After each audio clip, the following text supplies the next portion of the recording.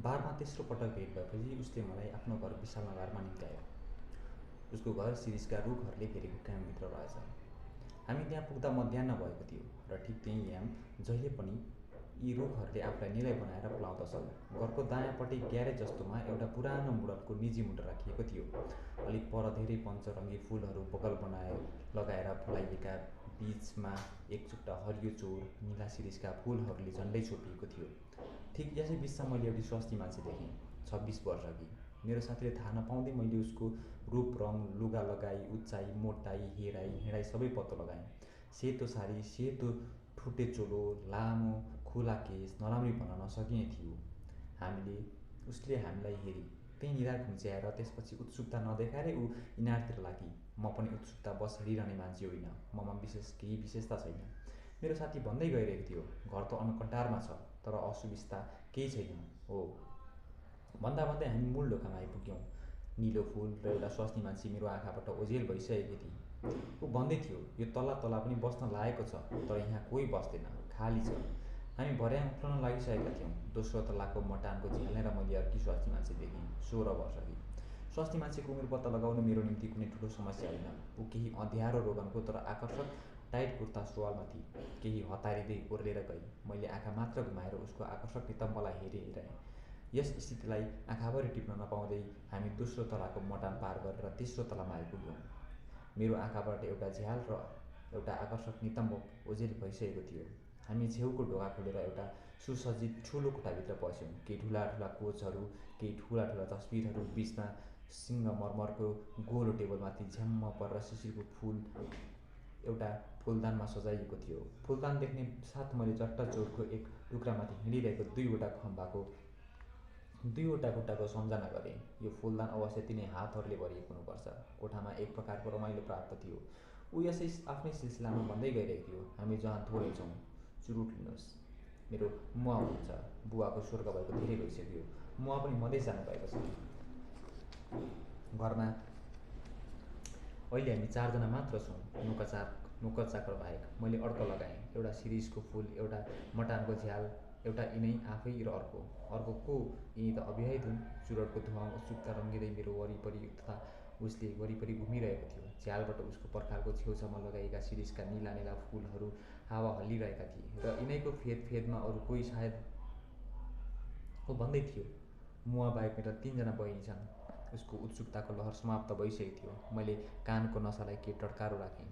अघि फुलबारीमा उता गइरहेकी थिए। ऊ मेरी बहिनी हो। उसको नाउँ मुजुरा हो। मुजुरा, मैले मनमनमा दोहोऱ्याएँ। मान्छे अनुसारको नाउँ पनि मिठो। उसलाई अक्षर ज्ञान दिइएको छ। घरमै बस्छे, बिहा भएको छैन। मैले एउटा सुखको अनुभव गरेँ। ऊ भन्दै थियो, मेरी माइली बहिनी, मेरो नाउँ सकम्बरी। बुलेट पड्केको जस्तो आवाजका साथ ढोकामा अर्की स्वास्नी मान्छे देखा परी, 24 वर्षकी। मैले तर्सेर ढोकामा हेरेँ। 5 फुट 3 इन्च जति अग्ली, सेतो, बेपत्ताको दुब्लो शरीरमा अस्वाभाविक उठेका छाती, कोप्चो तर कालो र चम्किला आँखामा रोल्ड गोल्डको फ्रेम भएको चस्मा लगाएकी, पुरानो हिब्रू सिपाहीको जस्तो 1 इन्च 1.5 इन्चको हिसाबले छाँटेर मुडुल ल्याएको बालभित्र सानो, सेतो कानमा कालो डुङ्गाले टप लगाएकी भित्र पसी। स्थिति जाम पर्यो। नाउँमा, व्यवहारमा, रूपरङ, पालैपिच्छे हाँस्न पर्ने मेरो खिक्कामा पनि जाम पर्यो। जम्मा मिलाएर म हाँस्न सकिनँ, केही पनि गर्न सकिनँ। मेरो साथीले लाज अनुभव गरेको मैले प्रष्ट देखिसकेको थिएँ। केही रातो भएर लाज बचाउँदै उसले भन्यो, यो मेरो बहिनी आइएमा फर्स्ट डिभिजनमा आई र यता शारीरिक कमजोरले गर्दा घरमा बसेकी छे। उसले नाउँ बताइदिएन र मैले लगत्तै बिर्सी पनि हालेँ। नमस्ते, मैले टाउको ठड्याएर हेर्दा ऊ आफ्ना झिना सेता औँलाहरूले अभिवादन बनाएर मलाई ठिक चुलबुले बिरालाका जस्ता जिस्क्याउने आँखाहरूले हेरिरहेको थिए। सिङ्गमरमरको टेबलमाथि राखिएको क्याप्टन चुरटको बट्टाबाट 2वटा चुरट झिकेर ऊ लमक ढोकातिर गई। स्थिति अझ ठेगानमा आइसकेको थिएन। मेरो साथीले सायद सबै आकस्मिकताहरूलाई ढाकछोप गर्नेकै उद्देश्यले ऊ ढोकामा पुग्दा पछिबाट बोलायो, बरी, चिया लिएर आऊ। कुन्नी के बरी, कस्तो बरी, परिचयको क्रममा आइरहेको सिलसिलामा एउटा पहिरो भत्काएर गई। बरी, उसलाई सम्झिन अब छिटै समय चाहिन्छ। यहाँ साथीहरूसँग बिताइरहेको समयले पुग्दैन।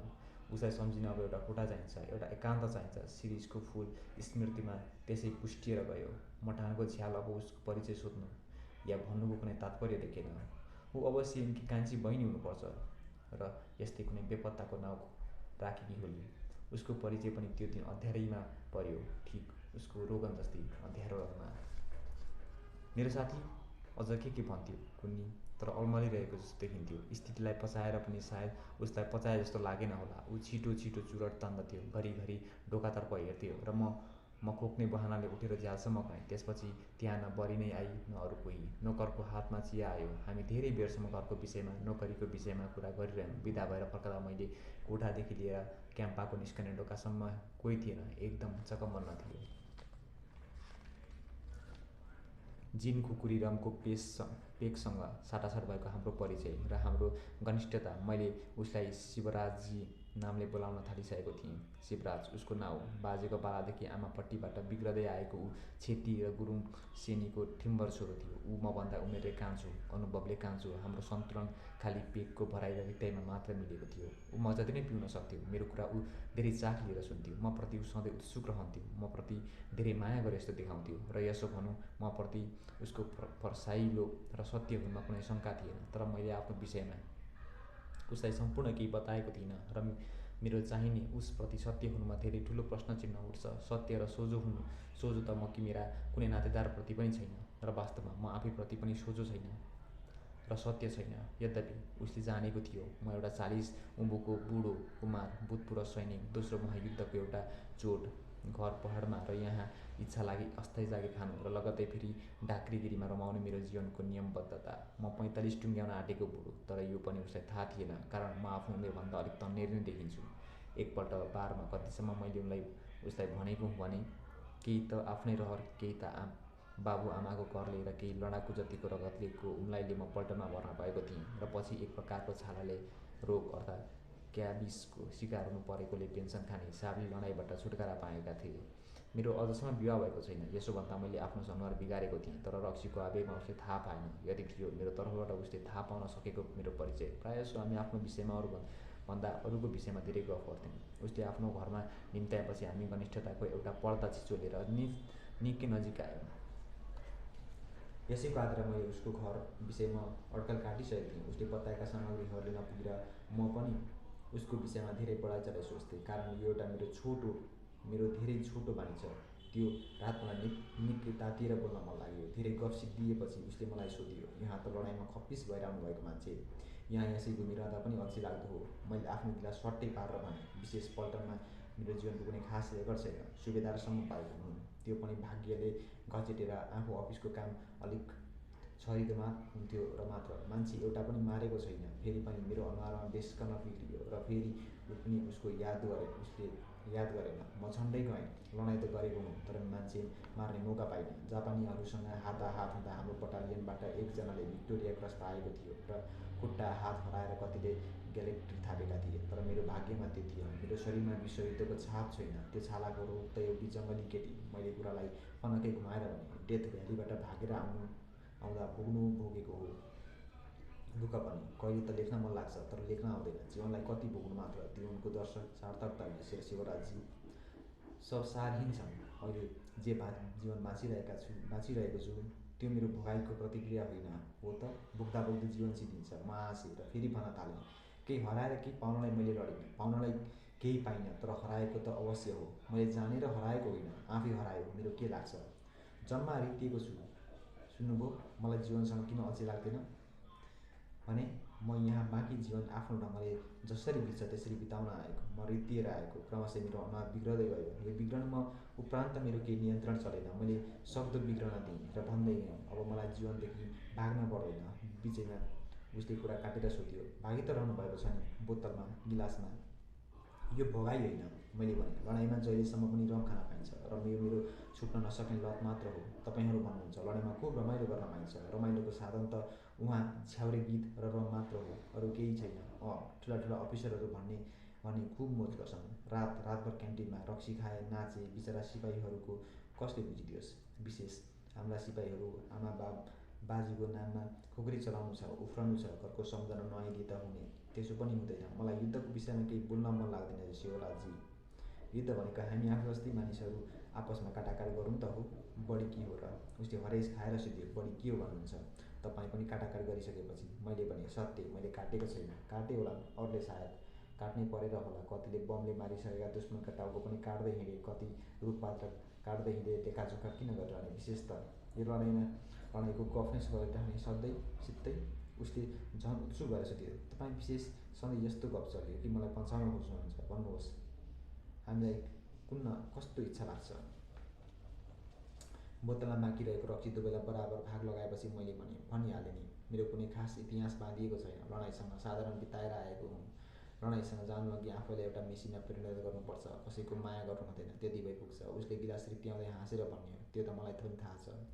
मलाई त्यतिसम्म केटाकेटी नसम्झनुहोस् न, सिपाहीहरूले भनेका छन्। मैले केही गम्भीर भएर भने, मायालु हुनेलाई मायालुको र स्वास्नीको धेरै सम्झना आउँछ अरे। अमेरिकन र गोरा सिपाहीहरू तकिया अँगालेर सुत्छन् रे। हाम्रा लाउलेहरू रङ उडिसकेको मायालुको तस्बिर हेरेर चित्त बुझाउँछन्। झोलामा प्रेम लहरी सबैसँग हुन्छ। अकबर, बिरबल, तोता, मैना र कोक शास्त्रको किताब सरल पुरल गरेर पढ्छन्। भन्नुहोस् त, निद्राले मानिसलाई कतिसम्म बोका बनाउँदो रहेछ। गोरा सिपाहीहरू त स्वास्नी मान्छेको छायासम्म देख्न हुँदैन, त्यसै मातिन्छन्। तर मेरी मायालु थिइन। मैले जोडसँग आफ्नो गिलास अँठ्याएँ। सिलवारको भएको चिन्थ्यो, तर काँसले आफ्नो धर्म छोडेन। उसले चित्त बुझाएर भन्यो, यो त लडाइँको साधारण कुरो, सिपाहीको साधारण मनोवृत्ति। चाहनुभयो भने त तपाईँको आफ्नो युद्ध दर्शन भन्न सक्नुहुन्छ, दुश्मनहरूसँग जम्काभेट भएका गफहरू हाँक्न सक्नुहुन्छ। मलाई लाज लाग्यो आफ्नो कुराले स्तर नपाएकोमा। तै लाज पचाउँदै भने, तपाईँ साधारणत कुरा त गर्नुहुने हो, एउटा सिपाहीबाट तपाईँ कस्तो गफको आशा राख्नुहुन्छ शिवराजजी? सिपाही जहिले पनि उत्ताउलो हुन्छ। अब खाने काम गरौँ, मैले पन्छाउँदै। यो उसले राम्रैसँग बुझ्यो। हामी भान्साघरतिर गयौँ। भात खाइसकेर आउँदासम्म हाम्रो केही खास कुरा भएन। चुरोट तान्दै उसले घडी हेरेर तर्सदै भन्यो, लौ बित्यो, अब जानुपर्छ। बुहारी सुत्ते कि हुन्न, थाहा पाए कि ठाडे कराउँदै बिताउँछे। मुजुरा नि नभनौँ भन्दै मेरो मुखबाट अकस्मात निस्क्यो। अप्ठ्यारो लागेर म एकछिन घोप्टिएँ। उसले स्वाभाविक स्वरमा भन्यो, ऊ त सुतिसकेछे, बढी मध्यराततिर मात्र सुत्छे। विशेष मुजुरामा अरूको विरोध गर्ने स्वभाव छैन। मैले रक्सी खाएको उसलाई गुनासो छैन, बढी मान्दिनँ, रिसाउँछे। फेरि मलाई त्यसैको बढी माया लाग्छ। किन? एउटा प्रश्न चिन्ह मेरो आँखा अघि देखा पर्यो, लगत्तै हरायो। मुजुरामा विरोध छैन। मलाई रमाइलो लाग्यो। उसलाई मैले रोक्न सकिनँ। ढोकासम्म पुर्याएर फर्केँ। रक्सीहरू भेटघाट भएको कोठा जथाभावी भइरहेको थियो। वास्ता नगरी म खाटतिर जाँदै थिएँ। टिप शिवराज बसेको कुर्सी मुनि एउटा कागजको टुक्रा खसेको रहेछ। जिज्ञासावश उठाएर हेरेँ। त्यो एउटा तस्बिर थियो, उल्टो फर्केर खसेको। छर्लङ्ग अक्षरमा लेखिएको थियो, सकम्बरी। साँच्चै रक्सीहरू यस्तै हुन्छन्, कहाँ के खस्यो पत्तो पाउँदैनन्। शिवराजले यहीँ झारेर गएछ, अरूको घरमा अथवा बारमा छुटेको भए कत्रो गाई जात्रा हुन्थ्यो। धन्न म कहाँ छुट्यो। तस्बिर पल्टाएर हेर्ने आँट मैले गरिनँ। नहेरे पनि हुन्छ, देखेकै हो सकम्बरी। मैले हिफाजतसँग आफ्नो कोटको खल्तीमा राखेँ। भोलि गएर बुझाउन थियो। 10 बजेर लागिसकेको थियो। म झ्यालमा बसेर शिवराजसँग भएका कुराहरू दोहोऱ्याएर सम्झन थालेँ। मेरो अरू काम थिएन र केलाउन पर्ने कुनै समस्या पनि थिएन। रित्तो मान्छे, तकियामा टाउको राख्यो कि बिहान एक किसिमले सरल भएको सजिलो मेरो जीवन छुटकारा पाइसकेको। यो घरका केटीहरू अनौठा छन्। यही विचार गर्दै म सामुन्नेको चोकमा आइपुगिसकेको थिएँ। पहिलो पटक आएपछि 15 दिनको एउटा लामो पर्खाइ भनौँ, म्याच सिद्ध्याउँदै दोस्रो पटक आएको थिएँ। तर त्यो अनुमानमा मेरो कुनै रुचि थिएन। रुचि हुनु अथवा रुचि देखाउने उमेर मेरो छैन, यो मलाई राम्रैसँग थाहा छ। एउटा नहेरेको तस्बिर फर्काउनु थियो। शिवराजजीलाई बढी केही थिएन। घरको वातावरण उस्तै थियो, मोटर त्यहीँ थियो। त्यो एक चोप्रो चोरमा निलो फुलको केही पातलिँदै गरेको रङ केवल मुजुराको खुट्टा देखेन। म केही खोज्दै गइरहेको थिएँ होला, त्यसैले अनायास त्यो कलिलो घाममा झन्डै आङसम्म जाएको भ्याङ उता एउटा सुनौलो मुडुलो टाउको उठाएर पर्खालमा केही गर्न लागेकी सुकम्बरीलाई देखेँ। धुवाको एउटा खरिलो घाममा टल्कदै हराइरहेको देख्दा मैले थाहा पाएँ, चुरोट तानिरहेछ। जाईको भ्याङमाथि टाँगिएको एउटा सुनौलो खप्पर, एक रेखा धुवा र अलिक माथि पर्खाल झुन्ड्याएर फुलाएका सायद सुनगाभाका केही बोटहरू आँखालाई केन्द्रीभूत पारेर खालि त्यही दृश्य मात्र हेर्दा त्यो साँच्चै एउटा अनौठो चित्रकलाको नमुना भइरहेको थियो। तर त्यो दृश्य मैले धेरै बेर हेरिनँ। म एक्लै पछिबाट आइरहेकोमा अलिक अप्ठ्यारो लाग्यो। बेलाम भने नाउँ लिन असजिलो, खोक्नु अलिक अशिष्ट भइने। तर यस स्थितिमा उसले मलाई धेरै बेर राखिन। एकाग्र भएर बसेको बिरालोको कोही आएको थाहा पाउन साथ लगत्तै टाउको घुमाए जस्तै फनक्क फर्केर हेरी। गला धेरै खुला भएकोले चोलोबाट देखिने गर्दनमुनिको हाड र बेस्कन उभो उठेको छाती देख्दा हाँसो र तृष्णाले मलाई एकसाथ छोप्यो। हो, मैले यति मात्र देखेछु। ऊ चाँडै विवश अनुभव गर्ने खालकी स्वास्नी मान्छे थिइन। यो मलाई पनि पहिले ज्ञात भइसकेको थियो। त्यसैले उसले कुनै पनि बाधा अनुभव नगरी शैलेशसँग भने, दाइलाई भेट्न आउनुभएको होला, उहाँ बाहिरतिर जानुभएको छ, एकछिन पर्खनुहोस्, कति बेरमा आउनु होला? अब आइहाल्नुहुन्छ भन्दै जाईको भर्याङबाट लम्केर यता नछिलिने ठाउँमा आए। चुरडको ठुटो उसका झिना औलाहरूमा सतर्क अडिएको थियो। एक अन्तिम सर्को तानेर उसले ठुटो भुइँमा फाली। म प्यान्टको खल्तीमा हात हालेर भुइँतिर हेरेर उभिएको थिएँ। उसँग बोल्ने मैले आवश्यकता देखिनँ। एकछिनको चकमुनलाई चिर्दै उसले भने, यहाँको डेरा सहरमा होइन, मलाई शिवले भन्नुभएको। प्रशस्त दृष्टनादा भएकी स्वास्नी मान्छे हुनुपर्छ यो। आफ्नो दाइलाई शिव नाउँले बोलाउँदै रहेछ। मैले उसको कुरा नसुनेकोमा उसले फेरि भने, कुरा सुन्नु भएन कि क्या? त्यसपछि जसँग भएको एउटा बहाना जस्तो गरेर मैले भने, होइन, यी पर्खालमा झुन्ड्याएका सुनगावाहरू कहाँबाट जम्मा गर्नुभएछ भने विचार गर्दै थिएँ। यहाँ त अरू ठाउँ मैले देखिनँ। घामको उज्यालोमा मुखै उज्यालो पार्दै उसले भने, फुलको मलाई सोख छ। सायद हाँस्नु र खुसी हुनुको उसको सीमा यति नै होला। ऊ भन्दै थिए, यो विशेष ठाउँबाट मगाएको यी फुलहरूको आफ्नो विशेषता छ। यता हेर्नुहोस्, यो हाँगामा कोपिला जस्तो पल्लाएको छ, देख्नुभयो? यो यही फुलको प्रमुख अङ्ग हो। यसले किरा मार्छ। यसलाई जीवघातक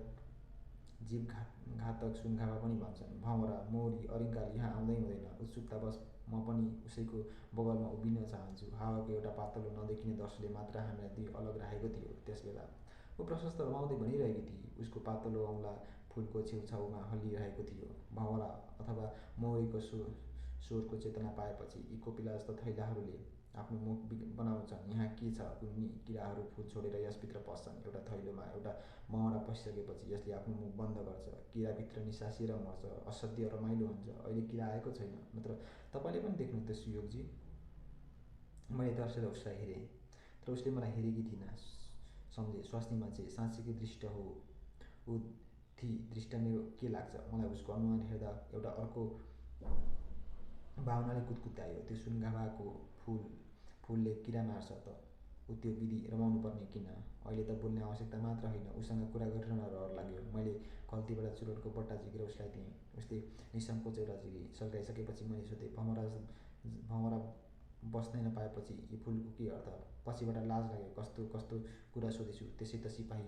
तर उसले मेरो कुरालाई त्यति सस्तोसँग लिन। चुरोटको धुवाँ फुर्र छोड्दै उसले भने, फुल बिग्रदैन, सुरक्षा पाउँछन्। उसप्रतिको मेरो रहर अझ बढ्दै गयो। मैले उसलाई नहेरी भने, त्यसो भए निरुद्देश्य यसलाई नफुलाउनुहोस्। फुलको कुनै न कुनै सार्थकता हुनैपर्छ। जुन फुलको फुल्नुमा र आफूलाई लुटाउनुमा केही विशेषता छैन, त्यसले जीवनघाती तन्तु आफूसँग राख्छ भने त्यस विशेषतालाई के विशेषता मान्ने? ओइलाउनु र झर्नु त यसले पर्छ भने एउटा विद्रोहसँग खेलेर सिद्धिन किन नसक्ने? मैले आफ्नो भनाइको प्रभाव उसको अनुहारमा हेर्न खोजेँ, तर ऊ जस्ताको तस्तै थिई, न मलाई नै हेरेकी थिई। त्यसपछि फुलबाट आँखा हटाएर मैलाई हेर्दै भनी, फुलबाट तपाईँ कति चाँडै जीवनको थोत्रो दर्शनतिर भाग्नुभयो। मैले निधार गाँठो पारेँ। ऊ भन्दै गई, आफ्नो निम्ति फुल्नु, आफ्नै निम्ति फक्रिनु भन्नु जस्तो एउटा बाध्यतालाई स्वीकार गर्नुको निम्ति भँवरासँग लाप्पा खेल्नै पर्छ। झर्न त पर्छ भने भँवराको चोट सहेर किन नझर्ने? आफू मात्र झर्ने, आफ्नो इच्छाले झर्ने। कति निस्सार भएको थियो उसको जीवनप्रतिको भावना, र कति निष्ठुर पनि। मदेखि एक हात जति टाढा भएकी थिई। एक दर्शो हावाको भरमा मैले उसलाई छोएको छु भन्ने विश्वास पनि अब त अल्मलिसकेको थियो। शिवराज आइपुगेको थिएन। मेरो रहर मेटिएको थिएन। मैले भने, त्यो त फुलको कुरा भयो। हो, जीवनलाई फुल सम्झनेहरूको कुरा। मेरो अनुहारमा एउटा विकृत भाव क्रमशः आउन लागेको थियो। सारा स्थितिलाई लत्याएर भए पनि मैले उसको दुब्लो शरीरभित्र चलेको छातीको उचाइ र बसाइबाट प्रष्ट हेरिरहेको थिएँ। मलाई रमाइलो अनुभव भइरहेको थियो, तर मलाई त्यस्तो हुनु दिनु थिएन। मैले भने, भँवरासँग जुन लाप्पा खेलिन्छ, त्यो लाप्पा कहाँबाट? उसले बिचैमा कुरा काटी, सोझो भन्नुहोस् न, त्यो त प्रेम हो। प्रेम पनि कुनै बाध्यता होइन। प्रेममा गएर पिल्सनै पर्छ। यो पनि कुनै अनिवार्य छैन। एक्लो बाँच्न सकिन्छ। एक्लो। तपाईँको फुलले त्यो कहाँ सिकाएको थियो र? आफू एक्लो बाँच्ने र भेटेकोलाई मार्ने पो भनेको होइन? उसले त्यहीँ बुलेट पड्केको जस्तो आवाजमा भने, हो, त्यो फुलको कुरा भयो, तर मर्न आउने मर्छन्। मेरो भन्नु केही छैन। गर्ने भयो, भित्र हिँड्नुहोस्। दोस्रो पल्ट सर्लक उभिएको शरीरमाथि राखेको एउटा सुनौलो टाउको पछि लागेर म त्यस घरको मुन ढोकाबाट फेरि बैठकमा गएँ। ऊ मलाई त्यहीँ पर्खाएर गइहाली। आफै सम्झन थाली, कस्ती निस्वास स्वास्नी मान्छे छ यो। यसको रगतमा मानव विरोधी तत्त्व बहन्छ क्यार?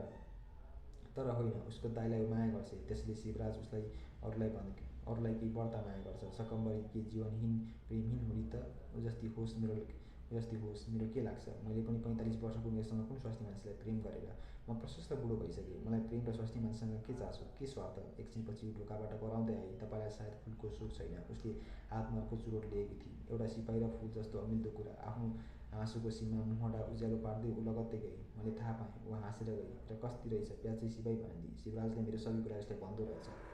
गजबको मान्छे।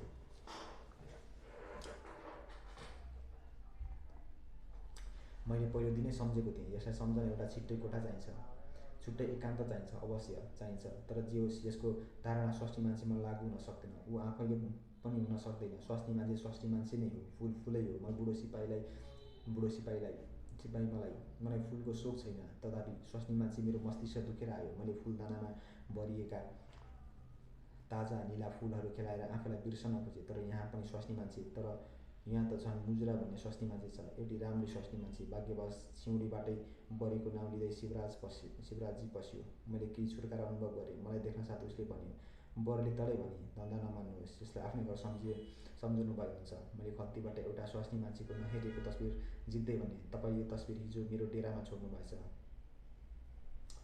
म त्यही दिन भनी आएको, दिनुहोस्। उसले तर्सै भन्यो, अरे म कस्तो लबस्तर हो, अरू ठाउँमा छुटेको भए। सकम्बरीको तस्बिरलाई मायालु आँखाले हेर्दै उसले आफ्नो बालेट अघिल्तिर राख्यो। मेरो खल्तीबाट एउटा समस्या भाग्यो, एउटा मानव विरोधी तत्त्व भाग्यो, धृष्टता भाग्यो। बाहिरबाट आएको कचिङ्गलले हामी दुवैजना एकाग्र हुन सकेका थिएनौँ। ऊ त सधैँ अभ्यस्त मान्छे, मलाई चाहिँ अनौठो लागिरहेको थियो। तिमी अलिक मधुरो स्वरले बोल्न सक्दिनौ बरी? एउटा बुढौली आलाएको आवाज आउँछ। कति चुरोट खानुपर्छ बरी तिमीलाई? अर्को मसिनो लज्जालो आवाज आउँछ, बरी दिज्यू, लाउरेहरूले गाउने गीत गाउनुहोस् न। अनि एउटा फुक्का खेतका छाड्छ। मैले कुरा टाल्नलाई साथीसँग सोधेँ, यहाँ सधैँ तपाईँ ताजा फुल राख्नुहुन्छ नि शिवराजजी? तर मैले कुरा थुत्ने उद्देश्यले भनेको होइन। उसले हाँस्दै थियो, बरले भरिदिन्छ सधैँ। मुजुरालाई ईश्वरको चाख छैन। मेरी कान्छी बहिनीसँग मेरो भेट नै हुँदैन। म उड्दा ऊ पढ्न गइसकेकी हुन्छे, म फर्कदा ऊ खाएर सुतिसकेकी हुन्छे। कुरा टुङ्ग्या पाउँदैन। ढोकामा चिच्याएर देखा परी, उही बरी, शिव तपाईँलाई भान्सा गर्नु पर्दैन। आज हिँड्नुहोस् सुयोगजी, तपाईँ पनि भान्सामा। मैले लाज मान्दै भने, होइन, म डेरामा खाइहाल्छु नि। डेरामा कसले पकाइदिन्छ तपाईँलाई? भान्से राख्नु भएको होला, मिठो लाग्छ कि? बिहा गर्नुहोस्, अब बुढो भइसक्नुभयो। बरीका यी वाक्यहरूले एक क्षण त मलाई व्याकुल बनायो। सम्झे जताभावी बोल्छे, कति पनि लाज मान्दिनँ। साँच्चै कति मापाकी छ यो स्वास्नी मान्छे। कति सहीसँगै घरि सिपाही बन्छे, घरि बुढो बन्छे। यसलाई आफ्नो दाइको अलिकति पनि लाज लाग्दैन क्यार? म बिदा लिएर छिटो डेरातर्फ आएँ। बाटामा मलाई एउटै घाउले पिरोलेर म बुढो भएछु मात्रै होइन, बुढो देखिएछु। तर टाउकोले टेकेर स्वीकार गर्नु परेको थियो। एकछिन बुढो त म निश्चय नै भएको, कसो गर्ने, पाङ्ग्रेले देखिनलाई। तर केही पाउनलाई मेरो जीवनले पनि लोभ गर्ने हो र? मसँग छ नै के र? म त बितिसकेको एउटा भाँडो, एउटा निस्साहर हुँ। आफूलाई सान्त्वना दिएर मैले कति चित्त बुझाउन सकिनँ। दिनभर मन अशान्ति भइरह्यो।